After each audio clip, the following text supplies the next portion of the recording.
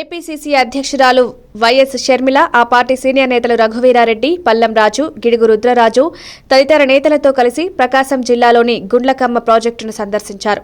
750 కోట్ల రూపాయలతో YS Rajasekhar Reddy project కడితే జగన్ ప్రభుత్వం మెయింటెనెన్స్ కు ₹1 కోటి కూడా ఇవ్వలేని దుస్థితిలో ఉందని, ఇదేనా వైఎస్సార్ ఆశయాలను నిలబెట్టడమని ఏపీ సీఎంపై కన్నెర్ర చేశారు. రాష్ట్రంలో సాగునీటి ప్రాజెక్టులు పడకేశాయని, ప్రాజెక్టు గేట్ నీటిలో తేలుతోందని దుయ్యబడుతూ డ్యాన్సులు తప్ప పనిచేయవా అంబటి అంటూ మంత్రిని ఎద్దేవా చేశారు.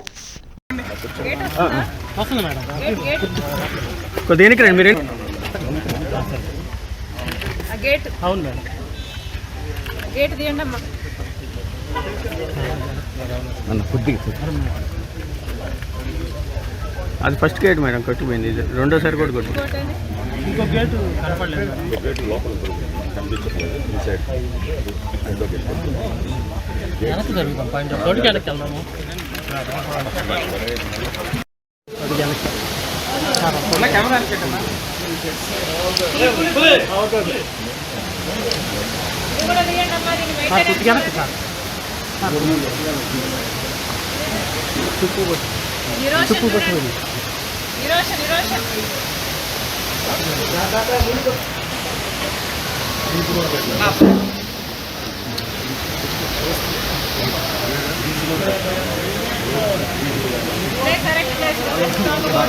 అవును మేడం.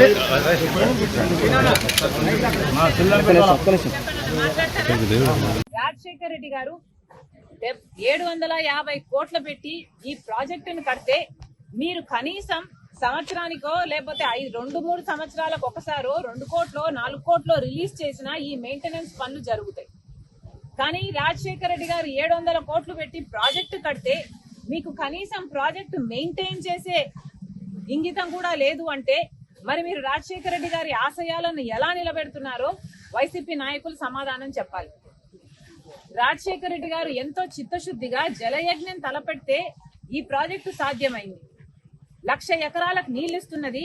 ఒంగోలు పట్టణంతో సహా చుట్టుపక్కల మండలాలకు తాగునీరు కూడా ఇస్తున్నది.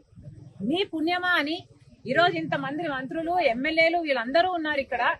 సంబంధిత మంత్రి అయితే సంక్రాంతి డాన్సులు చేస్తాడంట తప్ప పని చేయడట.